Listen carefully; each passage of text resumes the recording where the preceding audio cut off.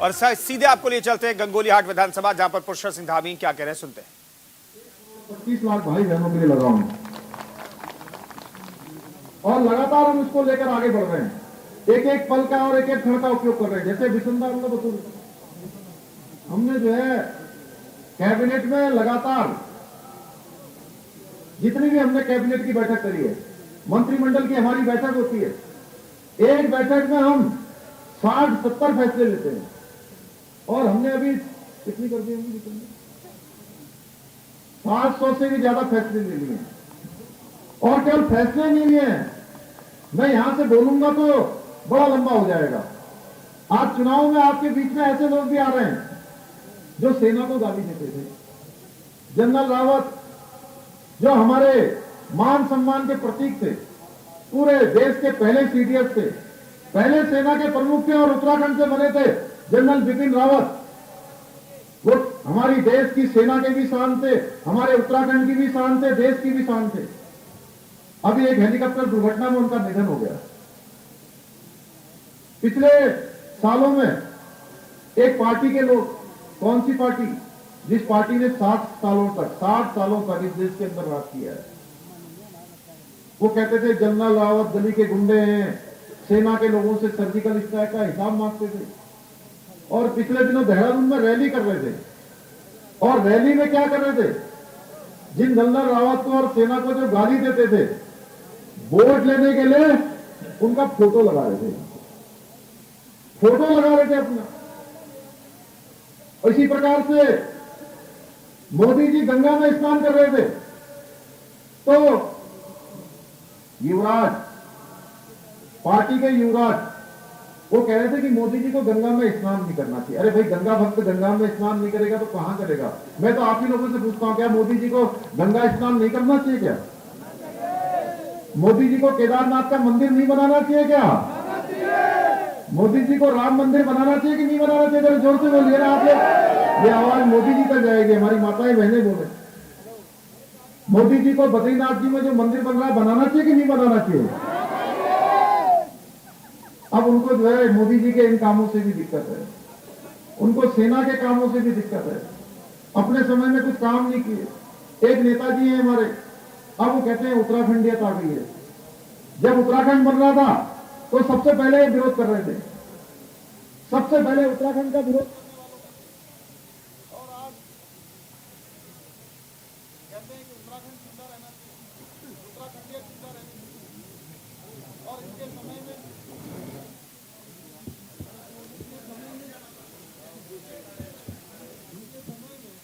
तो गंगोलीहाट विधानसभा में चुनाव प्रचार कर रहे हैं सीएम पुष्कर सिंह धामी, विरोधियों पर निशाना साध रहे हैं। और इन सब के बीच ये तस्वीरें, हम आपको सीधी तस्वीरें दिखा रहे हैं, लगातार चुनाव प्रचार कर रहे हैं।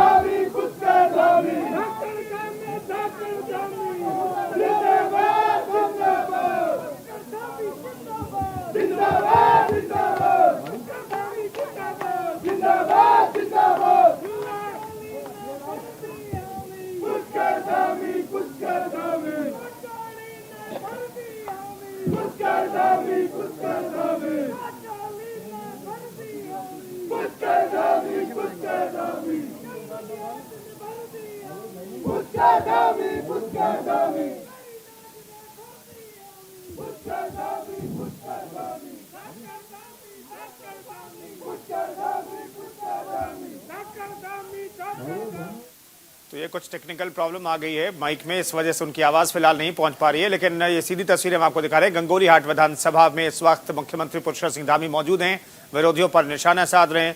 जनरल बिपिन रावत को भी वो याद कर रहे हैं।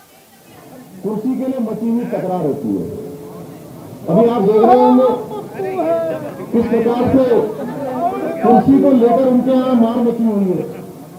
इससे अलग कभी कुछ नहीं सुना होगा कांग्रेस के बारे में। आप खुद ही जवाब दीजिए। इस प्रकार के काम उनकी पार्टी में केवल गिरोह के रूप में काम हो रहा है। अब चुनाव आ गया है तो पिछले 4.5 सालों से वो आपके बीच में से गायब थे और चुनाव के समय में आ गए हैं। कोई कह रहे हैं उत्तराखंड या दिल्ली रहनी चाहिए, कोई कह रहे हैं हम उत्तराखंड के लिए काम करेंगे, हम दूर दराज के गांवों के लिए काम करेंगे। अरे भाई, जब सरकार में थे तो इन्होंने काम नहीं किए थे। उस समय में इन्होंने काले कारनामे किए थे। आपने देखा होगा किस प्रकार से भ्रष्टाचार होता था, किस प्रकार से काले कारनामे होते थे, किस प्रकार से शराब के कारनामे होते थे, किस प्रकार से बड़े बड़े लोग जहरीली शराब पीकर मर जाते थे।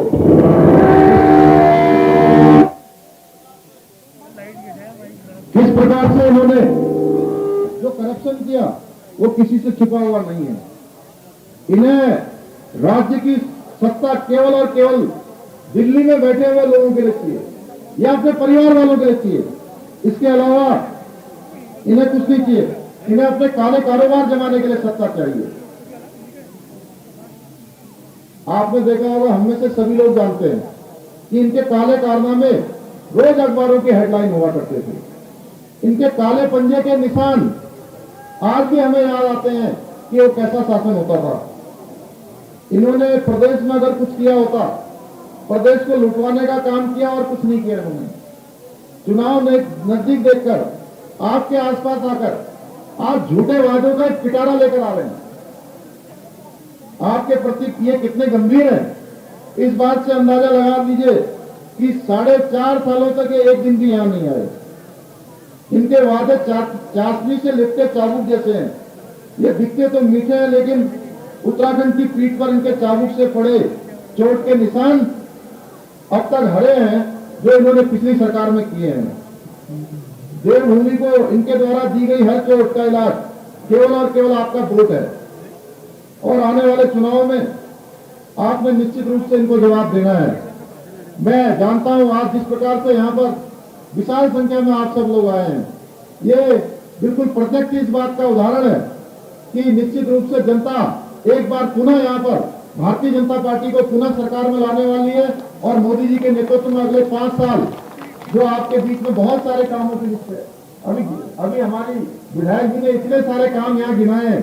मैं इनसे विधायक जी से कह रहा था कि सारे काम अभी मत कर दीजिए, कुछ काम आगे के लिए भी छोड़ दीजिए, आगे भी करेंगे।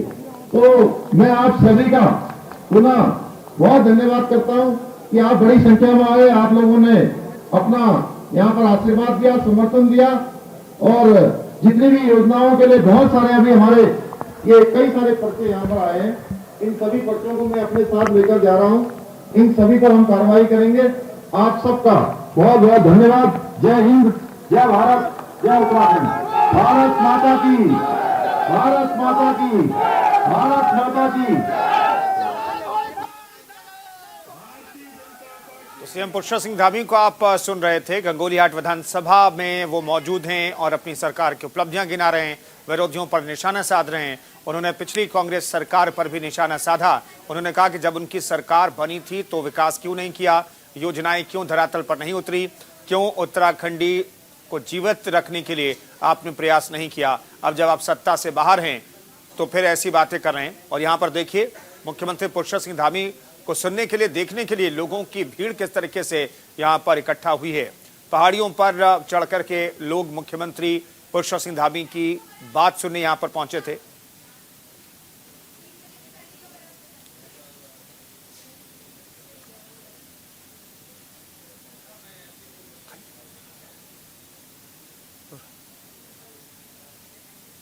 तो ये तस्वीरें हम आपको दिखा रहे हैं, ये तस्वीरें हम आपको लगातार दिखा रहे हैं।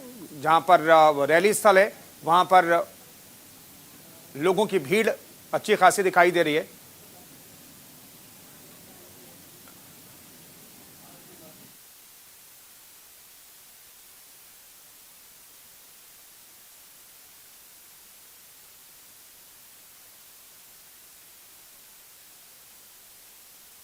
हम आपको दिखा रहे हैं, गंगोलीहाट विधानसभा में चुनाव प्रचार करने के लिए पहुंचे हैं सीएम पुष्कर सिंह धामी। और यहां पर अपनी सरकार की जो उपलब्धियां हैं वो उन्होंने गिनाई और विरोधियों पर भी निशाना साधा। यहां पर बड़ी संख्या में लोगों की भीड़ इस वक्त भी आप देख सकते हैं। मिशन उत्तराखंड पर उत्तराखंड में बीजेपी के नेता आप जुटे हुए हैं, मुख्यमंत्री लगातार जुड़े हुए हैं। रोहित विक्रम सिंह हमारे साथ जुड़ रहे हैं इस खबर पर बातचीत करने के लिए। रोहित, मुख्यमंत्री को हमने सुना, मुख्यमंत्री सीधे तौर पर विरोधियों पर निशाना साध रहे हैं और एक बात उनकी कॉमन दिखाई देती है, सेना को लेकर के जिस तरीके से बातें कही गई और देश के पहले सीडीएस बिपिन रावत को लेकर के जो बातें कही गई विरोधियों की तरफ से, उसका जिक्र वो बार बार करते हैं। और गंगोली हाट विधानसभा में भी इसका जिक्र उन्होंने किया कि दिखाने जताने की कोशिश है क्या कि देखिए, देश में उत्तराखंड में सिर्फ बीजेपी ही है जो सेना का सम्मान करती है, सेना के अधिकारियों का सम्मान करती है, क्योंकि ये भावनाओं से जुड़ा हुआ मसला है। जी बिल्कुल कुंदन, हमने देखा कि बीते रोज बीजेपी के जो राष्ट्रीय अध्यक्ष हैं जेपी नड्डा, वो देहरादून पहुंचे हुए थे। लगातार मैराथन बैठकों का दौर जारी रहा। मुख्यमंत्री पुष्कर सिंह धामी, बीजेपी के प्रदेश अध्यक्ष मदन कौशिक, तीनों महामंत्री, संगठन के महामंत्री, तमाम पदाधिकारी, पूर्व सीएम डॉक्टर रमेश पोखरियाल निशंक, प्रदेश प्रभारी दुष्यंत गौतम, दोनों सह प्रभारी, तमाम लोग जिनको दायित्व उत्तराखंड के 2022 के चुनाव के लिए मिला है, चुनाव को जिताने का, वो तमाम लोग मौजूद रहे। और तमाम लोगों से बीजेपी राष्ट्रीय अध्यक्ष जेपी नड्डा ने साफ तौर पर कहा है कि अब आगामी जितनी भी जनसभाएं या फिर रैलियां होंगी उनमें जमकर विरोधियों पर हमला करना है, प्रदेश सरकार की उपलब्धियों को और केंद्र सरकार की उपलब्धियों को जन जन तक पहुंचाना है, संगठन के स्तर पर जो काम हो रहे हैं उनमें भी तेजी लाना। और इसी के तहत आज मुख्यमंत्री पुष्कर सिंह धामी पिथौरागढ़ के गंगोली हाट विधानसभा क्षेत्र पहुंचे, जहां पर उन्होंने करोड़ों की लागत का विकास योजना का शुभारंभ किया, लोकार्पण किया और जनसभा को संबोधित किया। कांग्रेस पर हमलावर मुख्यमंत्री पुष्कर सिंह धामी नजर आए और साफ तौर पर सेना के सम्मान की बात कर रहे हैं, सैनिकों के सम्मान की बात कर रहे हैं। तो कि कुंदन, उत्तराखंड में हर दूसरे घर से एक सदस्य भारतीय सेना में हो, चाहे वो थल सेना हो, वायुसेना हो या फिर नौसेना हो। सैनिक बाहुल्य प्रदेश उत्तराखंड है और उत्तराखंड में सर्वाधिक लोग ऐसे हैं जो सेना से आते हैं। तो लिहाजा इसी के तहत भव्य सैन्य धाम का भी कुछ दिन पहले शिलान्यास हुआ। रक्षा मंत्री राजनाथ सिंह ने इसका शिलान्यास किया। आज सुबह मुख्यमंत्री ने तमाम उच्चाधिकारियों के साथ सैन्य धाम को जल्द से जल्द बनाए जाने की बात कही और भव्य बनाने की बात की। सेना के सम्मान को लेकर शहीद सम्मान यात्रा भी प्रदेश सरकार के द्वारा निकाली गई और जो तमाम जो भारतीय सेना में शहीद हुए हैं उनके घर के आंगन की मिट्टी को लाया गया और सैन्य धाम की आधारशिला में उसे समाहित किया गया। तो समझा जा सकता है कि सेना को लेकर भारतीय जनता पार्टी संवेदनशीलता दिखा रही है, क्योंकि बीजेपी को पता है कि सर्वाधिक सैन्य परिवार यहाँ पर रहते हैं और अगर उनको लुभा लिया जाएगा, इसलिए मुख्यमंत्री सेना का जिक्र बार-बार अपनी सभाओं में जरूर करते हैं, सेना को लेकर के जरूर कुछ न कुछ बातें रखते हैं। बने रहिए रोहित, आगे लौटेंगे आपके पास, तमाम खबरों पर बातचीत करेंगे। सीएम पुष्कर सिंह धामी की अध्यक्षता में सैन्य धाम के संबंध में बैठक आयोजित भी की गई है। बैठक में सैन्य कल्याण मंत्री गणेश जोशी भी मौजूद रहे। मुख्यमंत्री ने अधिकारियों को निर्देश दिए कि सैन्य धाम का निर्माण कार्य जल्द शुरू किया जाए, इसके साथ ही कार्यों की चरणबद्ध कार्य योजना बनाई जाए। और मुख्यमंत्री ने कहा कि सैन्य धाम के निर्माण के लिए अधिकारियों को समय पर कार्य पूरा करने के निर्देश दिए जाएं।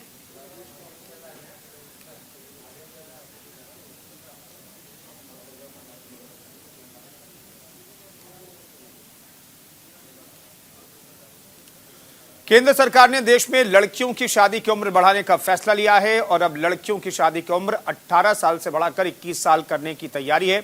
इसके बाद उत्तराखंड की लड़कियों में भी खुशी देखने को मिल रही है। मोदी सरकार के इस फैसले के बाद लड़कियां बीजेपी अध्यक्ष जेपी नड्डा के कार्यक्रम में पहुंची और नरेंद्र मोदी के लिए जेपी नड्डा को धन्यवाद पत्र सौंपा। उन्होंने कहा कि मोदी सरकार के इस फैसले से राज्य नहीं बल्कि देश भर की बालिकाओं को बेहतर जीवन जीने का मौका मिल पाएगा।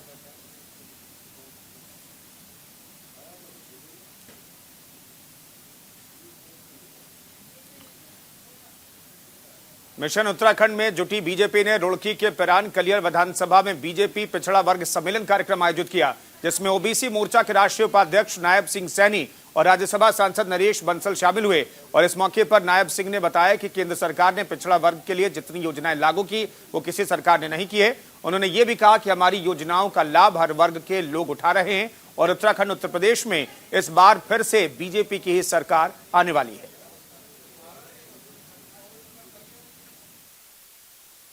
विधानसभा के अंदर जैसे भी सभी जितनी भी हमारी विधानसभा है, सब विधानसभाओं के अंदर सभी मोर्चों के इसी तरह के सम्मेलन कराए जा रहे हैं। और कलियर विधानसभा के अंदर हमारा जो ओबीसी समाज का एक सम्मेलन था और उस सम्मेलन में हमारे बड़े भाई साहब और हमारे राष्ट्रीय उपाध्यक्ष माननीय नायब सिंह जी जो हरियाणा से एमपी है वो, और प्लस हमारे बहुत ही वरिष्ठ हमारे और हमारे गार्जियन के रूप में पूरी भारतीय जनता पार्टी में काम करने वाले माननीय नरेश बंसल जी आज मुख्य अतिथि के रूप में उपस्थित हुए थे। और सभी लोगों ने उनके जितने भी उनके विचार थे और जो भी उन्होंने हमारी योजनाएं हैं जो माननीय प्रदेश हमारे अध्यक्ष जी और हमारे जो यशस्वी प्रधानमंत्री जी उनके द्वारा लागू की जा रही है, उनकी सराहना की है। संजय पंडित हमारे सहयोगी इस खबर पर बातचीत करने के लिए जुड़ रहे हैं। संजय, पिरान ग्वालियर में पिछड़ा वर्ग सम्मेलन की जरूरत बीजेपी को क्यों थी और कार्यक्रम में जुटी भीड़ क्या ये बताने के लिए काफी है कि सम्मेलन सफल रहा? बिल्कुल कुंदन, मिशन 2022 की तैयारी में भारतीय जनता पार्टी जुट चुकी है और जिस तरीके से पिछले करीब 4.5 साल में भारतीय जनता पार्टी ने सभी वर्गों के लिए कार्य किए हैं, तो कहीं ना कहीं लगातार ही पिछड़ा वर्ग सम्मेलन लगातार हरिद्वार में किया जा रहा है। हालांकि उत्तराखंड के 2022 में चुनाव होने हैं, इसलिए कहीं ना कहीं जो सम्मेलन है वो लगातार ही विधानसभाओं में किया जा रहा है। इसको देखते हुए हरिद्वार की विधानसभा कलियर में एक पिछड़ा वर्ग सम्मेलन किया गया, जिसमें भारतीय जनता पार्टी के कई बड़े नेता और भारी संख्या में कार्यकर्ताओं ने हिस्सा लिया। कहा जा सकता है कि आगामी 2022 के चुनाव को लेकर जो भारतीय जनता पार्टी है वो पूरी तरह कमर कस ली है। जिस तरीके से उसमें केंद्र पोषित योजनाएं हो, फिर राज्य सरकार की योजनाएं हो, तमाम तरह की योजनाएं और कार्य लेकर जनता के बीच पहुंच रही है और सभी वर्गों के लोगों से संपर्क कर रही है, ताकि आने वाले 2022 के चुनाव में भारतीय जनता पार्टी को एक बार फिर 2022 में विजयश्री मिल सके। जी कुंदन। संजय बने रहिए, आगे भी लौटेंगे, आपसे बातचीत करेंगे बाकी खबरों पर। हल्द्वानी में 30 दिसंबर को प्रधानमंत्री के दौरे को लेकर सुरक्षा एजेंसियां तैनात हैं और जिले के एसएसपी पंकज भट्ट ने एमबी इंटर कॉलेज के मैदान का जायजा लिया। एसएसपी ने पुलिस और सुरक्षा कर्मियों को मैदान में बारीकी से हर गतिविधि पर नजर रखने के निर्देश दिए। प्रोटोकॉल के तहत सुरक्षा इंतजाम करने की बात कही गई। प्रधानमंत्री 30 दिसंबर के दौरे को लेकर अलर्ट भी जारी किया गया है। एसएसपी पंकज भट्ट का कहना है कि प्रधानमंत्री के दौरे को लेकर रूट डायवर्जन का रोड मैप भी तैयार कर लिया गया है।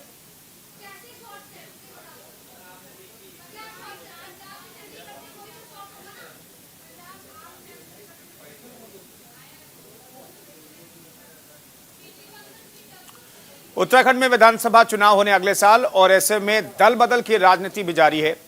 आज सुरेश गंगवार और उनकी पत्नी जिला पंचायत अध्यक्ष उधम सिंह नगर रेणु गंगवार समेत 78 लोगों ने कांग्रेस ज्वाइन किया है।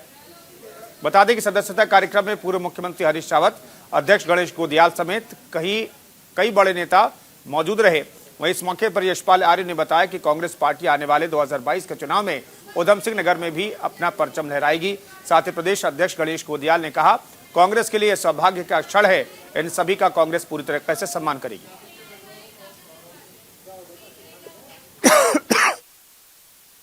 जिसमें एक ऐसे जिले से जिस जिले में कांग्रेस पार्टी को ऐन चुनाव के वक्त एक अहम बढ़त की आवश्यकता थी, ऐसे में उस क्षेत्र के बहुत ही गणमान्य नेता, बहुत ही विश्वसनीय नेता, लोगों में जिनकी बैठ है, ऐसे घर घर से आम आदमी से जुड़े हुए नेता श्री सुरेश गंगवार जी और उनकी धर्मपत्नी बहन रेणु गंगवार जी, जो कि जिला पंचायत की सम्मानित अध्यक्षा हैं, अपने तमाम जिला पंचायत साथियों और तमाम प्रधानगणों के साथ कांग्रेस पार्टी में शामिल हो रही हैं। मैं कांग्रेस परिवार में आप सब लोगों का तहे दिल से स्वागत करता हूं, आपका अभिनंदन करता हूं।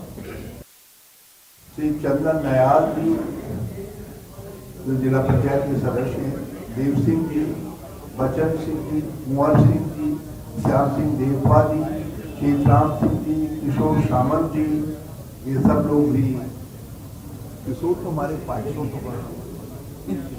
हाँ शेतराम जी, ये लोग कांग्रेस में सम्मिलित हो रहे हैं। ये सब लोग गदरपुर क्षेत्र के हैं, तो हम अध्यक्ष जी के आज्ञा से इनका भी कांग्रेस को बहुत बहुत स्वागत कर रहे हैं। रोहित विक्रम सिंह हमारे सहयोगी इस खबर पर बातचीत करने के लिए देहरादून से जुड़े हुए हैं। रोहित, पार्टी को मजबूत करने की कोशिश में लगातार हरीश रावत जुटे हुए हैं, गणेश गोदियाल जुटे हुए हैं।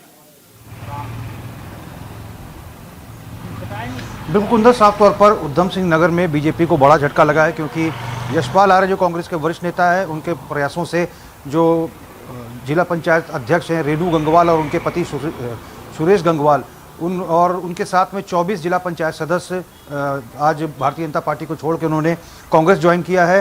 कुल 78 नेताओं ने कांग्रेस ज्वाइन की है और एक भारतीय जनता पार्टी को एक बड़ा नुकसान उधम सिंह नगर में हुआ है। लगातार 20 सालों से जिला पंचायत अध्यक्ष रही हैं रेणु गंगवाल। और इस अवसर पर कांग्रेस के जो प्रदेश अध्यक्ष उन्होंने साफ तौर पर कहा है कि भारतीय जनता पार्टी के तमाम ऐसे बड़े नेता हैं जो कांग्रेस में आना चाहते हैं और जल्द ही और बड़े नेता बीजेपी के कांग्रेस में शामिल होंगे। और इस मौके पर पूर्व मुख्यमंत्री हरीश रावत ने साफ तौर पर कहा कि आगामी 2022 को लेकर जो हाईकमान ने जीत का लक्ष्य रखा है उसको कांग्रेस इस बार भेद लेगी और उधम सिंह नगर समेत जितने भी तराई वाले इलाके हैं इनमें कांग्रेस बढ़त में रहेगी और पर्वतीय क्षेत्रों में भी बीजेपी को कड़ी टक्कर देगी। जी रोहित बने रहे हमारे साथ, लौटेंगे आपसे बातचीत करेंगे। तो उधम सिंह नगर में बीजेपी को झटका लगा है, कांग्रेस मजबूत हुई है। इधर प्रदेश में लगातार बढ़ रही महंगाई से नाराज कांग्रेस कार्यकर्ताओं ने हरिद्वार के लक्सर में रैली निकाली और बीजेपी सरकार के खिलाफ रैली निकालकर विरोध जताया, जहां कांग्रेस कार्यकर्ताओं ने बीजेपी सरकार पर आरोप लगाते हुए कहा कि बीजेपी लोगों की गाड़ी कमाई लूटकर चंद पूंजीपतियों की तिजोरियां भरने में लगी है और आम आदमी की जरूरत की सारी चीजें लगातार महंगी हो रही हैं। इसके साथ ही कांग्रेस के नगर अध्यक्ष देवेश राणा ने पदयात्रा के दौरान देश को बचाने के लिए बीजेपी को हटाकर कांग्रेस का साथ देने की लोगों से अपील की।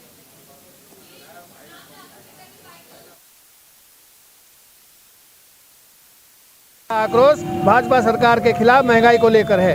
ये रैली हमारी अभी यहाँ से शुरू हुई है तिराही से और ये बाजार में होते हुए बालावाड़ी तिराही तक जाकर वहाँ संपन्न होगी। हम ये संदेश देना चाहते हैं कि जो निकम्मी सरकार है वो अपनी हरकतों से बाज आए और इस महंगाई को लोगों को राहत देने के लिए कम करे। प्रदेश में विधानसभा चुनाव है और चुनाव आचार संहिता की तैयारी हो रही है। वहीं एक और प्रशासन शहर से पोस्टर बैनर हटाने के काम में लगा है, तो शहर में रातों रात लगाए गए पोस्टर चस्पा कर दिए गए हैं, जिससे प्रशासन पर सवाल भी खड़ा हो रहा है।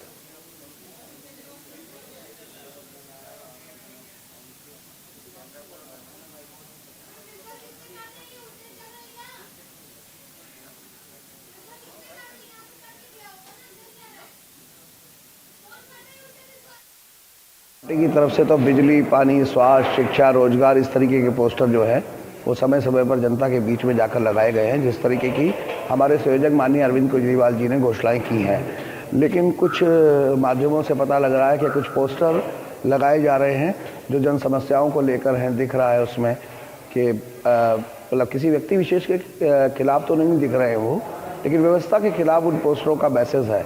तो इनके पीछे कौन है, क्या है, इसमें बारे में मुझे जानकारी नहीं है, लेकिन जो उन पर लिखा हुआ है वो मुझे लगता है कि व्यवस्था के खिलाफ वो चीज़ें लिखी हुई हैं। तो इसके बारे में और ज़्यादा क्या कह सकता हूँ, जन समस्याओं को लेकर हैं और व्यवस्थाओं के खिलाफ हैं, और मेरी अनभिज्ञता है कि इसके पीछे कौन है। विधानसभा चुनाव के नजदीक आते ही भारतीय जनता पार्टी ने चुनाव जीतने के लिए अपनी कमर कस ली है।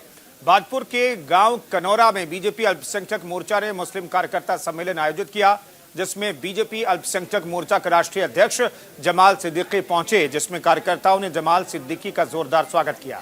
इस दौरान बीजेपी अल्पसंख्यक मोर्चा के राष्ट्रीय अध्यक्ष जमाल सिद्दीकी ने कहा कि कांग्रेस पार्टी ने मुस्लिम लोगों को मात्र वोट बैंक के रूप में इस्तेमाल किया है।